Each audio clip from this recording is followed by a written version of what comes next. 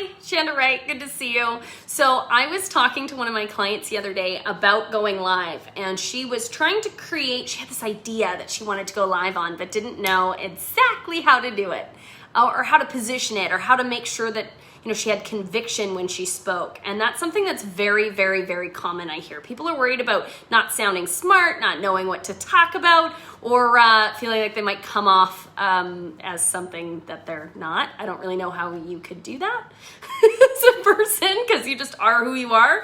But yeah, I just want to let you know, I actually have just made a LinkedIn post. So if you aren't on my LinkedIn, make sure you do get connected. I'll make sure that I put it in the comments. But like, realistically, the truth is that we are like, nobody likes those people who their highlight reel is their social media. Like, you don't feel like you know them. You feel like they're superficial and you can't really get past to the true them. So then why are you waiting to go live until you have it perfect?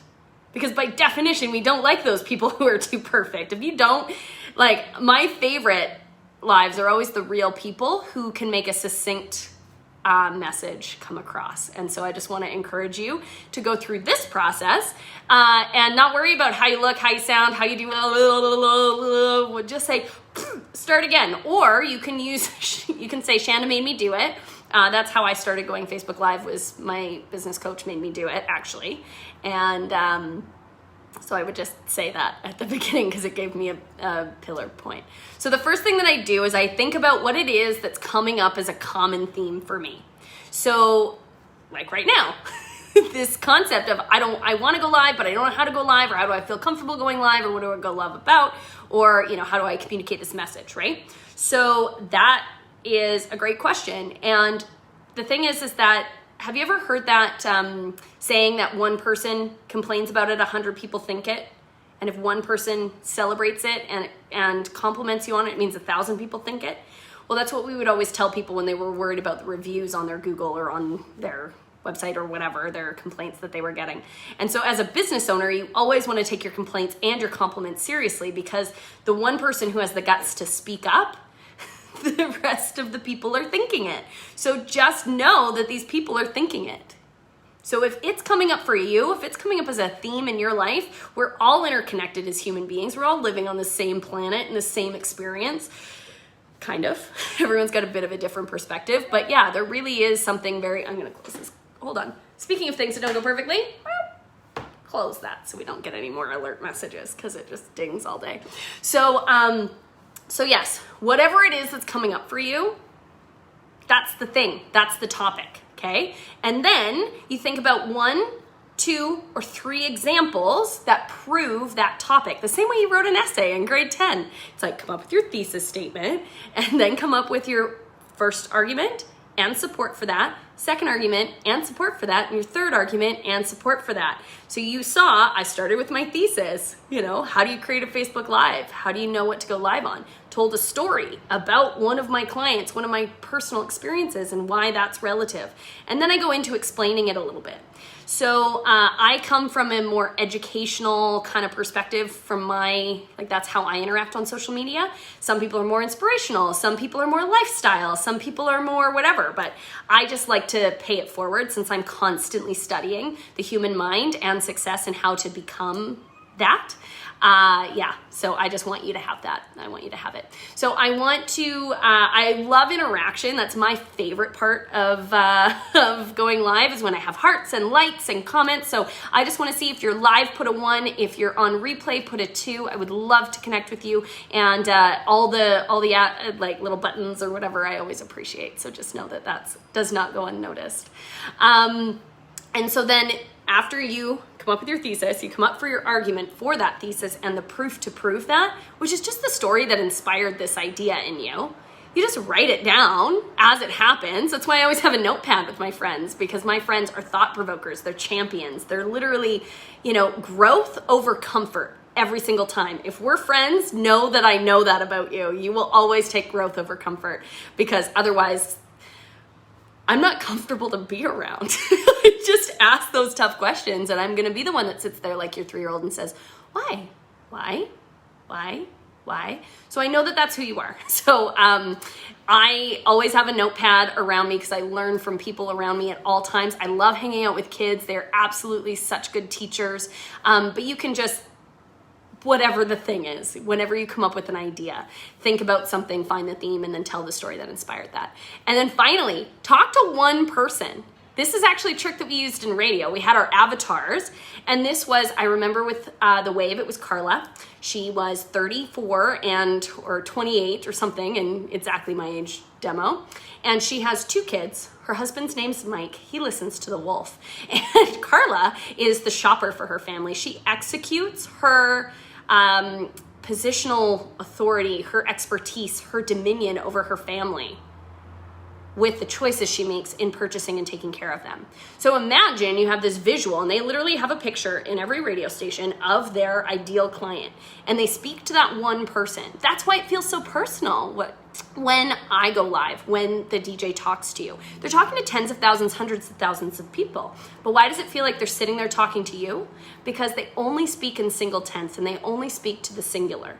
And so if you can think of one person in your life that needs to know this, this is my key, is that I think of the situation that inspires it, and then I think about the one person I wish knew this, wish could understand this. And often when we try to correct or educate or bring information to one person, that can be a bit overwhelming for them and for you, and how do you bring it up and whatever. And sometimes you just say, hey, I was thinking about you. I had this idea that came up and whatever.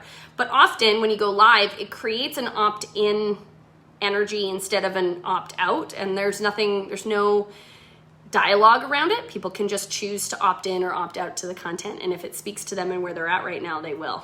So pick one person, whoever that person is, speak to them and tell them, hey, this is what you need to know about this thing. And do it with conviction and smile as if they're right there. Connect with them as if they're right there. You are speaking human to human, eye to eye. We are human beings. We're spiritual beings having a human experience, and all of us can relate to that human part of us. The messy, wild, adventurous, full of childlike faith, the persistent, the child inside of us that really is curious, that wants to grow, that wants to be, do, and have things, that wants to experience things.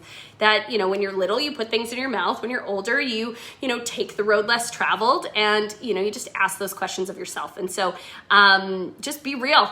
Stop trying to be something that you're not. If you're not wearing makeup when it comes to you and you want to do it, just do it. If you don't have perfect lighting, just do it. If you, whatever, just convey your message, speak to that one person, have something that you know that the world needs, because if one person thinks it, if one person says it, 1,000 other people think it. So if it's coming to your mind, it's meant to be shared, and you have wisdom inside of you. You're just too busy keeping it in. It sucks keeping it in. Yeah, it's the only way to go, right, David? Totally. So just be you. It's good enough. We're all equal at a soul level. It is a core value of mine that I believe we are all completely equal when it comes to our hearts, our minds, our souls. The marketplace pays for value. You have to do a specific activity to make a certain money. That's very transactional. But you don't have to be any special kind of person to get any special kind of thing. There's horrible people who make lots of money, and there's wonderful people who make none, and vice versa. There's lovely people who are overweight and lovely people who are this big. And there's lovely people, and there's awful people who are overweight, and there's awful people who are this big.